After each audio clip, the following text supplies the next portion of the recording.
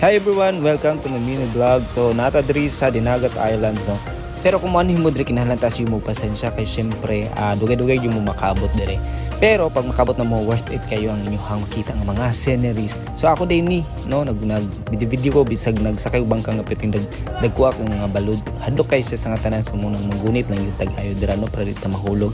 Pero again, kung mutan-an mo sa mga kilid-kilid, grabe di mo magmahay sa inyong makita gyud kay grabe green kay mga sagbot, I mean green kay mga dahon and mga naay mga mini islands ninyong makita.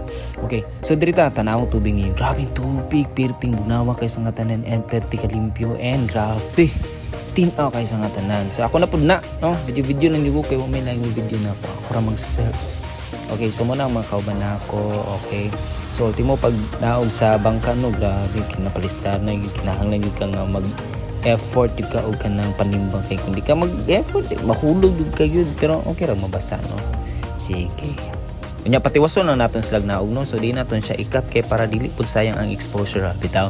So kaning baing last nga ning naog no mo siya mong kauban nga teacher. So mo siya magianihan diri sa Dinagat Island kay taga diri mong guniyahang nabana.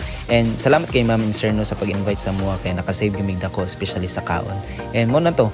So ga video na ko diri sugod kay mga to nami sa resort. So duha ka resort ang naa diri. So Jimars Resort og katong isa abot si pangalato Sugurong pangalan nato kay daghang kay tagso. Ako na lang siyang gikuha no, kanang gi-explore gamay at least makita ninyo ang kanang iyahang entrance nga part. Then wala na ako ga video diri kay naligo na mi. Ako na lang yung gisulit ang panahon. Nindot kayo. Grabe. Unya ang next stop na mo is Miracles Cave. So grabe nindot kay ang rock formation diri. And wala na ako na video nag picture na lang ko kay nindot kay siya i-picturean. And kani nga part is nagpa-video na lang ko kay gusto ko nga makita kong self nga naglangoy-langoy ba kay syempre bisag taga bukid ta kabalo biya pud ta mo langoy no. Pero how about ang uban dira? No, shout out sa mga di kabalo mo langoy. Pero sa mo makabalo mo langoy bitaw. So next stop is ang atong Blue Lagoon. So kanay 30 pesos lang ang entrance and wag muna tayong umuwi, mundo'y tahimik. Bitaw. Shout out sa mga blooms dira.